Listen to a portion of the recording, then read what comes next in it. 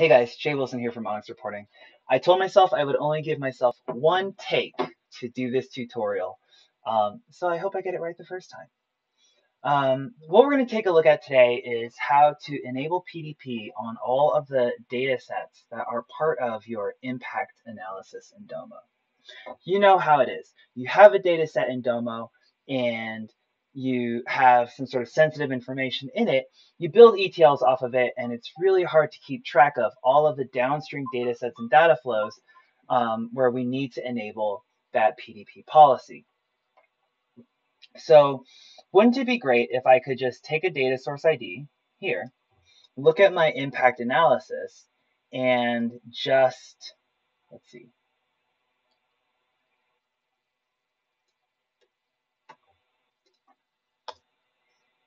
run run a script where it just enables PDP on everything downstream from it. Okay, so what are the pieces that you need in order to make this possible? Well, piece number one,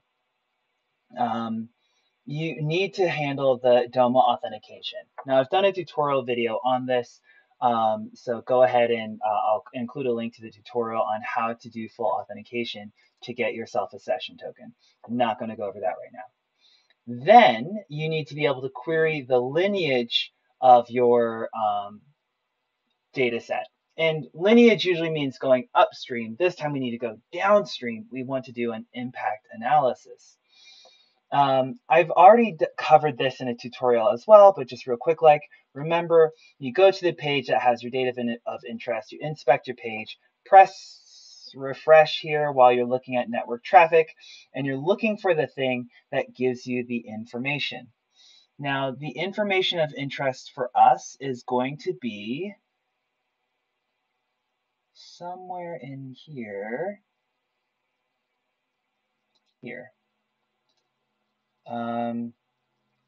Here I have a query that says, check the lineage of this data source and traverse down equals false. And it's that parameter, traverse down equals false, that's of interest to us. So when I write my function to get lineage here, where's my get lineage function? Okay, when I write my function to get lineage, I need to reconstruct that URL that I'm going to hit. And my parameter is going to be, in this case, traverse up needs to be either true or false. So I'm going to pass that in as a parameter to my function. And then for another parameter that we're including is to request entities. I'm going to hard code it to request the entities data flow and data source. You could also request card entities as well. Cool. So here I'm going to run my get data function, another function that I've reviewed previously, but just real quick, it's under Domo utils. The get data function receives a URL, the method, the token, the session token. I should call that session token just to be consistent. Okay, it receives a session token, and from the previous tutorial video where I went over this, we're also passing in a body. And inside of my function, I'm going to say json.stringify the body to turn it into proper JSON text. Okay, so again, we're going to get our lineage for this data set, this instance, give me the session token. In this case, I'm going to traverse up is false, which means actually I'm going to traverse down is true, but okay, leave that alone. All right, let me just run where we are, what we've discussed so far, and I'm going to console log the lineage that I'm getting.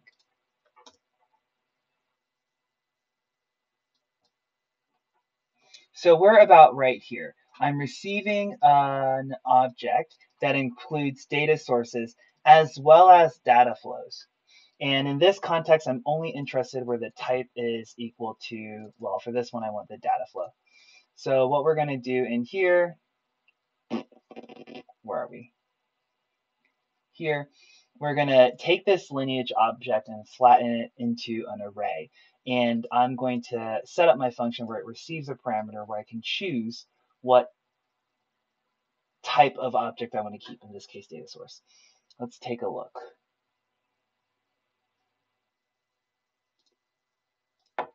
So here's my flattened lineage function. It receives a lineage and an argument for the type that I want to keep. So here I'm saying, take my lineage object, convert it into an array of just the values, then filter where the type is equal to the type parameter that I've passed in. Right. Let's take a look at that now after we run our flattened lineage function. Right. Keep in mind, at this point, previously we've received an object. Our goal is to convert it to an array and only keep the data sources, not the data flows. All right. Let me save this and run it. Okay. So now you can see here, I've converted into an array, and you can tell it's an array because it's got the square brackets instead of the squiggly brackets. And I'm obviously filtering on the type is equal to data source. Theoretically now, I could map or loop over this array and just keep the IDs, and those would be the data sets that I need to enable PDP on. So let's go through that step. Here, I've got my lineage object. I'm going to pass it into a function called enable all PDP. Let's see what that does. Well, for starters, let's figure out how I would enable PDP just kind of manually. Again, I need to have my URL.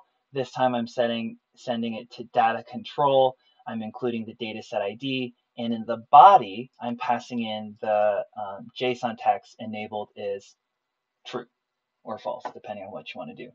And again, you might be wondering, well, Jay, how do you know what the URL is? Remember, the process is always the same. In your browser, you go to the page of interest. So on the PDP tab of a data set here, I can toggle whether PDP is enabled or disabled. And that action in the browser triggers an API request. And I can see here, again, here's my URL. We're sending it to data control, data source ID. And this time, though, what's unique is that the request includes a payload or it includes a body with enabled equals false, and that's or true. And that's how you turn on or turn off PDP in Domo. Sweet. So all we're doing here is I'm running my get data function, which will perform a put request against this URL, again, sending my body of enabled, and this is a binary variable. It's going to be true or false, right? Cool. That's for just one PDP, but what if I have an array of, this is for one data set, but what happens if I have an array of data sets? Well, I have my beautiful function, ds enable all PDP. It's going to receive the array from my lineage. And what we'll do is we'll map over the array. And for each element in this array, we're going to say pass the ID value into my ds enable PDP function. Okay, so that's it in a nutshell, right? What do? We started with a dataset ID and we said, hey, I need you to get the lineage. And by lineage, I actually mean the impact analysis. I need you to perform an impact analysis on this data set. And we ran that ds-get-lineage function, which again, I've covered in a previous tutorial, but this time what we modified is we said traverse up is going to be this binary true or false. That gives us a functionally a report or an object that was this guy here that includes both data sources as well as data flows. This is the impact analysis or all of the things, all of the entities that this data set touches. Cool. For now, we're only interested in enabling PDP on the data source. So the easiest thing to do is to say, hey, take this object, convert it into an array, filter where the type is equal to data source, and that will give me here a list of the data source objects in an array. I hope you guys know the difference between an object and array because I'm like going through this pretty fast. You'll iterate over the array and then pass the ID into our enable PDP function. That enable PDP function will just set a put request to this URL where enabled is true, and we win. Cool. So if I did this right, currently, when I look at my impact analysis here, PDP is set to enabled on all of these right now. I could set it to false to disable PDP on all of these. Obviously, you would never do that, but the whole point is to demonstrate that it works.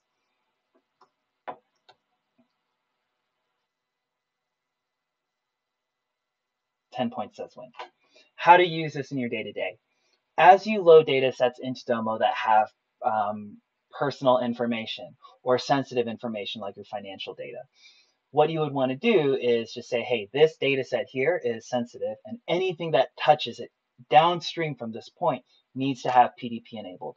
You could set up this script to run every day or every hour if you've got a lot of developers in your instance, and you can be confident that PDP is constantly being enabled. Now that said, of course, PDP, will enabling PDP will just set it so that the default policy is turned on. That's not quite the same as actually setting up individual policies like this user should have access to these sets of rows. You still have to go through that action, but at least you've enabled PDP on all of your data sets. Cool. My name is Jae Wilson. I'm a freelance consultant through my company Onyx Reporting. Hope you guys like the tutorial, and I'll catch you later.